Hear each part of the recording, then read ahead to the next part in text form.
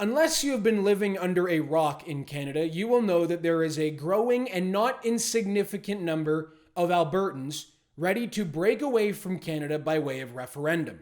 They feel that confederation is a raw deal for Albertans and that there's no other way out or other way to solve their problems than by separating from the country. Now, this does not represent the majority of Albertans, at least according to most reputable polls. But pretending as though the deep and serious issues regarding confederation do not in fact exist, or pretending as though there is not a growing rift in Alberta due to federal government policies, would be naive. A Leger poll from May found that 29% of Albertans support the idea of Alberta becoming a country, independent of Canada, while 67% are opposed to that idea. Furthermore, it found that 35% of Albertans support the idea of Alberta, Saskatchewan, British Columbia, and Manitoba forming an independent breakaway country. Recently, Alberta Premier Danielle Smith passed legislation which would lower the threshold and make it easier for Alberta Separatists to gather enough signatures to bring forward a separation referendum to the Alberta people. Now, joining the ranks of the Alberta Separatists is one of Canada's leading and most outspoken legal and constitutional experts, Queen's University law professor Bruce Pardy. In February, Professor Bruce Pardy penned a Declaration of Alberta Independence, which you can read on RightsProbe. And I'm pleased to say that joining me now is Professor Bruce Pardy. Professor, thank you for joining me. And first, can you explain why you felt compelled to publish that statement and support Alberta separatism? Sure. Thanks, Harrison, for having me on. Yeah, so I'm not from Alberta. I'm an Ontario boy. Right? So many people might think, well, what business do I have writing a Declaration of Independence for Alberta? And the truth is, I'm Canadian. And seems to me like my country is in a big mess. And those from outside Alberta, I think, can provide perspective on the kind of difficulties that Alberta has long had. And I'm very sympathetic to the complaints that they are making. So I was recently at a town hall in Alberta talking about independence and whether or not they should choose to go through with it. And I put it to them this way. I said, imagine that we are in an alternate universe, and that in this alternate universe, Alberta has always been an independent country since its inception. And this Alberta is a free country, like an actually free country. It has a small and limited government. People have property rights that they can use in the way that they wish. It has a genuine rule of law. It has low or non-existent taxes. It has no red tape. It has equal rules for everybody, and so on and so forth. It's an actually free country. And because it has freedom, it is also prosperous because it has resources and has been able to use those resources and sell them to the world. And in this alternate universe, imagine that the neighboring country, Canada, comes to make an offer. And the offer is, please join us. Please join the country. And Alberta would say, okay, well, what's on offer? What kind of a country are you?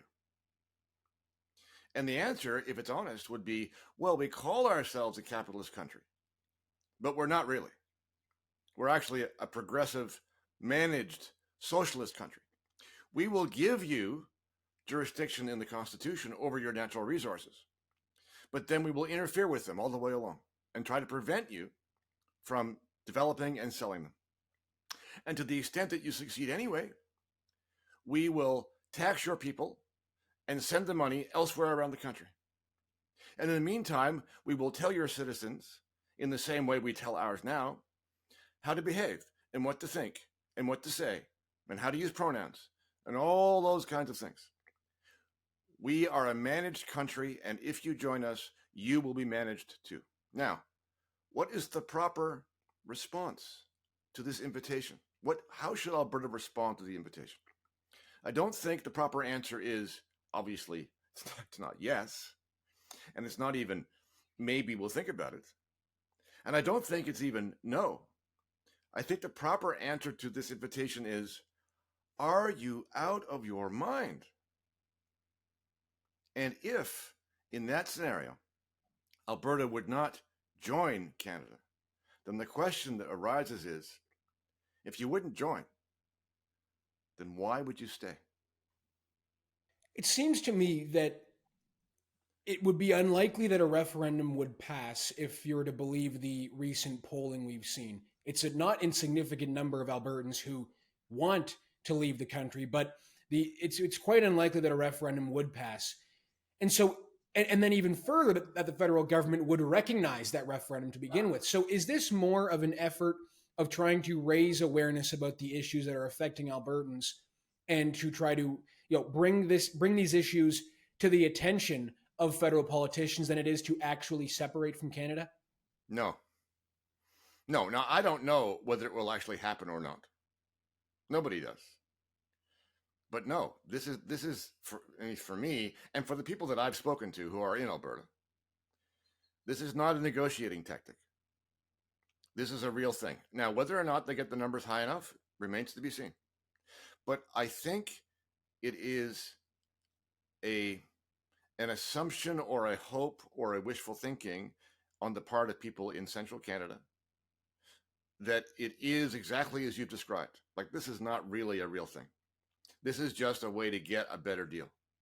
I've suggested to the Albertans who are very much in favor of this that the negotiation that they would like to see happen ought to happen after and not before they win a referendum. Now, maybe they won't win it, in which case the whole thing's off the table.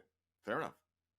But if they were to win it, then, and this is what the Supreme Court said in 1998 about Quebec, if a province passes a referendum with a clear question and a clear majority supports it, then that triggers negotiations with the federal government and the rest of the country.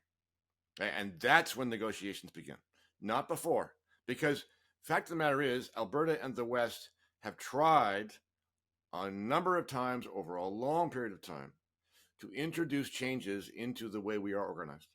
And every single time, the powers that be in central Canada have shown zero interest. So there's no particular reason to think that that would change now. So it's not, the way I see it is that Alberta's separatism is a rather permanent solution to significant issues regarding political policy, right? And policy and politics by its nature is temporary because these things can change. Because I wasn't hearing this during the years of Stephen Harper. So what do you say to people who feel like separatism is exactly that it is a major permanent change to issues which could be temporary? Yes. Well, so I'm glad you put it that way, because that seems to be the thoughts of some. Like, for example, Premier Smith recently wrote a letter to Prime Minister Carney, included 8 sort of demands or requests that she'd like to see, changes to policy. And that's very much consistent with what you've described. Okay. My opinion is that for Alberta's sake,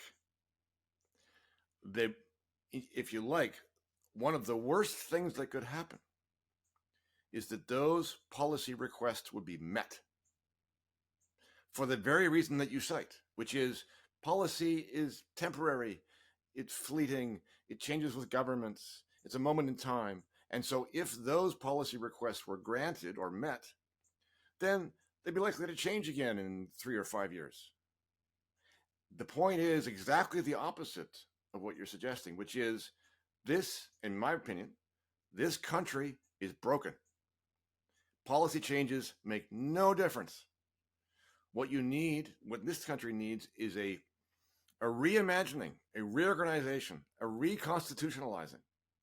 And policy changes are not going to go anywhere with respect to that. So, yes, the objective here is to disrupt the country.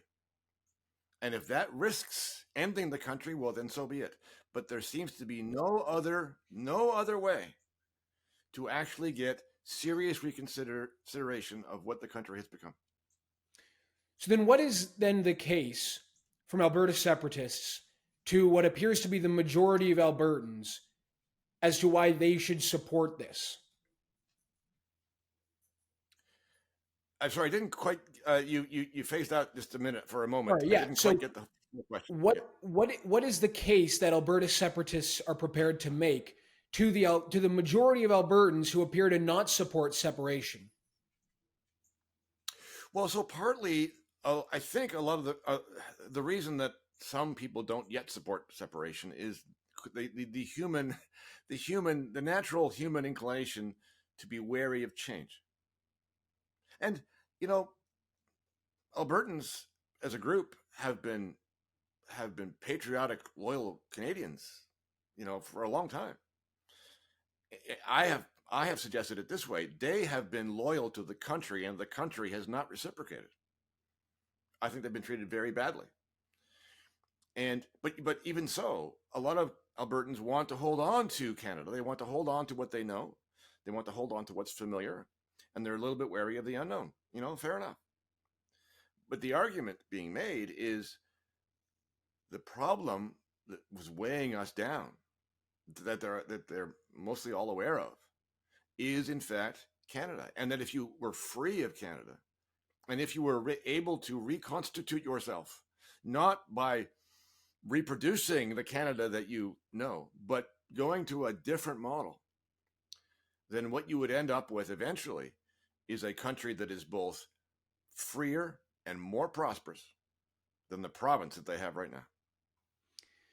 In the case that Carney is able to follow through on his claim that he's going to build a pipeline, that he's going to try to make Canada an energy superpower. Yes.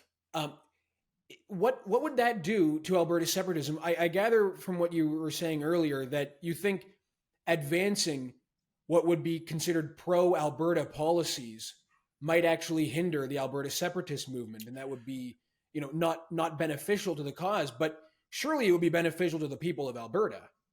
Well, yeah, well, it's true. I did say that, and I meant it. That if suddenly you had a federal government that was putting in all these better policies for Alberta's sake, then that would take the air out of the tires, I think, of the separatist movement, maybe.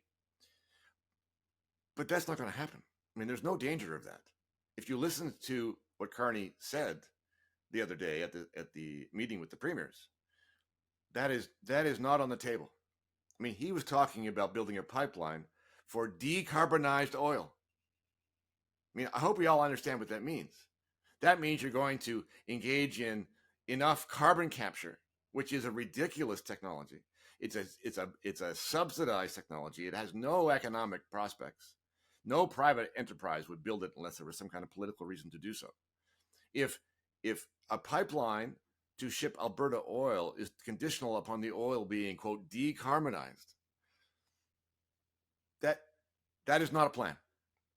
And moreover, the main message in the way Carney spoke is a continuation of the way governments, and not just liberal governments, but governments in Canada have thought about this. And this is one of the broad governance complaints about a country that's supposed to be a capitalist country, which is, this is all about government planning. The government's going to decide what the plan is, what the project is, what resources are brought to it, what the purposes are, what the criteria is. This is all discretionary government stuff. If you really wanted to have a capitalist country with pipelines exporting oil, you would say, here are some rules about pipelines to protect the environment. If you satisfy those, then build your pipeline. Go. And build it wherever you want to. Go. That is not what's happening. What's happening is the government holds everything tightly, and everything is a political decision. That is not the kind of world that I think Alberta should stick around for. And take us through the constitutional process that an Alberta referendum would have to go through for it to become real. I'm sure Yes. that it's a landmine, and it would have to be approved or recognized by the federal government. But what does that look like? Well, it's actually quite simple in its parameters, but complicated in its execution, right? So the Supreme Court of Canada in 1998 decided a reference case with respect to Quebec. And in that case, they said that if a province holds a referendum on separation on a clearly expressed question that the majority approves of, a clear majority, then that triggers an obligation on the part of the province and the rest of the country to negotiate. Now, it does not give either one, the province who passed the referendum or the rest of the country and the federal government, neither side has a unilateral right to do whatever they want. It's not a free path to separation. But on the other hand, the federal government cannot simply say, nope, sorry, we're not doing that. It is an obligation to negotiate. But the Supreme Court also said it is a political obligation to do a political negotiation. And at that point, the courts are out. And we are now into unknown territory. So this is a process outside the text of the written Constitution. And we would be wandering into the political wilderness. And the fact of the matter is, nobody exactly knows what happens after that because it's never been done. But you just have to accept the uncertainty and carry on.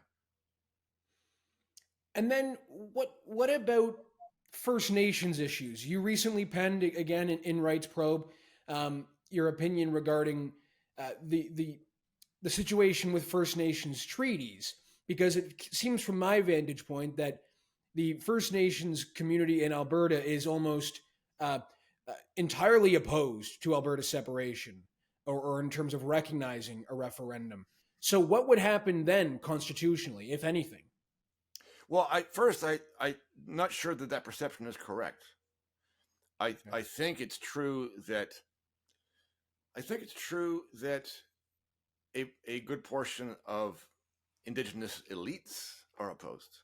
You know, that the people on the top of the hierarchy have expressed concerns.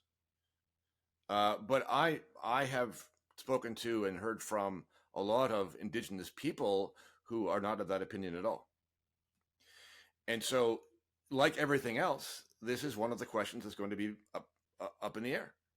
So when you are separating from the country that you belong to, you're separating not just from the country, but from the established order of the country. In other words, at least in theory, you are wiping the table and saying, all right, we have a new country. We're going to start again.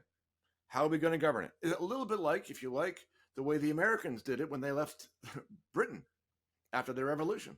Like, they kept some things that were good in British law and governance, but in other respects, they started again. Say, well, how should we do this? That's the kind of process I would like to think Alberta will go through.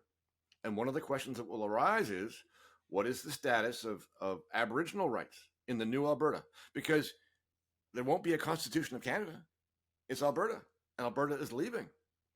So those established constitutional rights are not a given. I'm of the opinion that in a free country, especially a new independent Alberta, but in a free Alberta, the same rights and freedoms should apply to everyone without respect to your lineage, to your cultural connections, to your background, to who your parents are. One mark of a free country is that the law does not distinguish between people on that basis. And so I think that's a starting point for Alberta.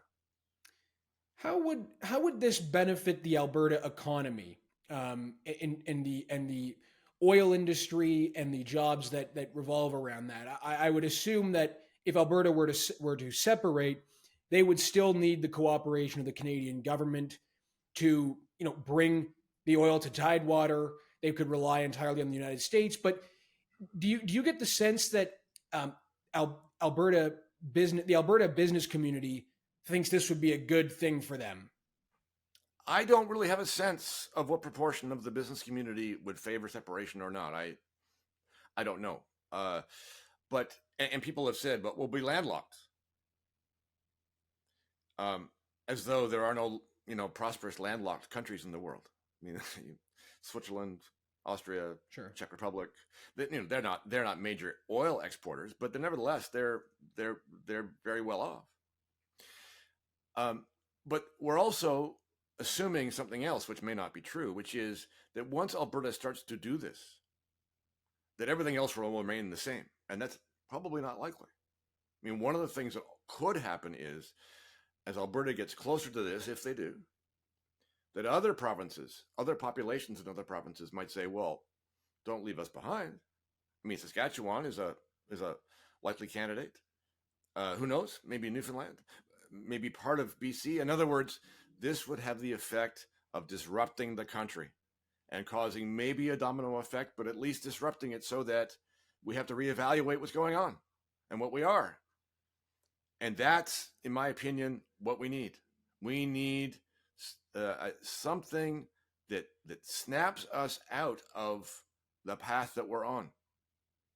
And Alberta separation, whether it actually comes to pass or not, seems to me to be, at the moment, the most likely candidate to be able to do that. What is it that would bring Alberta separatists back, if anything? What could the federal government do to stop this from eventually disrupting, breaking apart, or splitting the country apart? Well, it's very difficult for them to do anything unilaterally, right? Because these problems are very deeply entrenched. They're in the Constitution, if you like. I mean, let's just take one example. The Senate. Ontario and Quebec have 24 seats each. And the West, the four provinces together, have 24.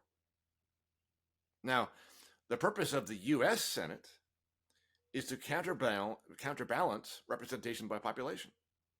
Our Senate does the reverse. Our Senate gives all the power to those places that already have the population. And moreover, we still have an appointed Senate. The federal government is appointing Alberta's representatives to the Senate. Okay, that's intolerable. And they have asked nicely a number of times to have that fixed. Nobody cares. And it's one kind of thing that the federal government cannot do on its own. You would have to reopen the Constitution. And once you do that, I mean, the good part about that is now a lot of things are up for grabs again. The bad part is now you've got the whole country saying, well, we don't like it this way, don't like it that way. And so you don't know what you're going to get. Fair enough. I mean, I want disruption, and that's disruption. But there are dangers in it.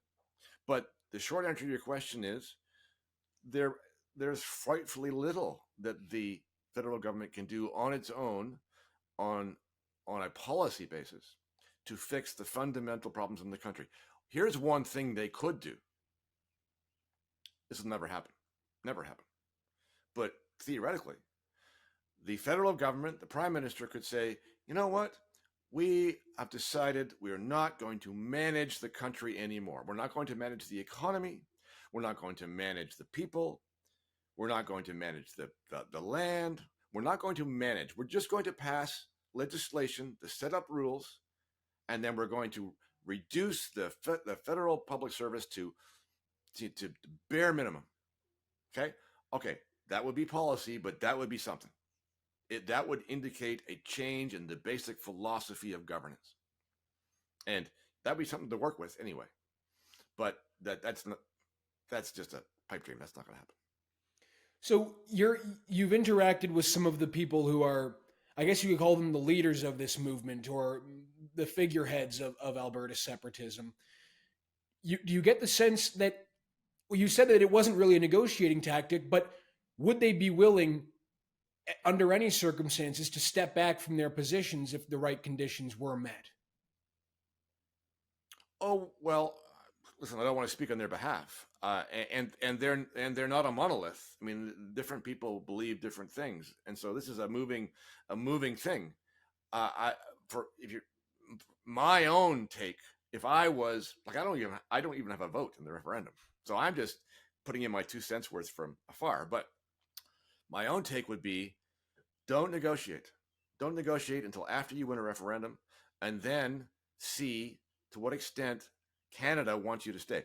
Here is one thing I've said. Here's how to tell if you are winning or losing the negotiation. if you, Alberta, are going to the federal government and saying, oh, could we please have these things? And if we have these things, then maybe we won't leave. That means you are losing the negotiation. You know you are winning the negotiation if the federal government comes to you and says, how about these things? Would these things satisfy you? Will you please stay? Okay? That is nowhere near happening, which is why I think Alberta should stop trying to negotiate anything and get on the job of passing the referendum and then seeing what happens. If the federal government never comes to you to offer a new deal, then leave. Professor Bruce Pardy will have to leave it there. Thank you so much for joining me on the show today. Now, if you enjoyed that coverage and that conversation regarding Alberta separatism and broader confederation issues, let me know in the comments, leave a like on this video, and subscribe to my YouTube channel. Thank you for watching.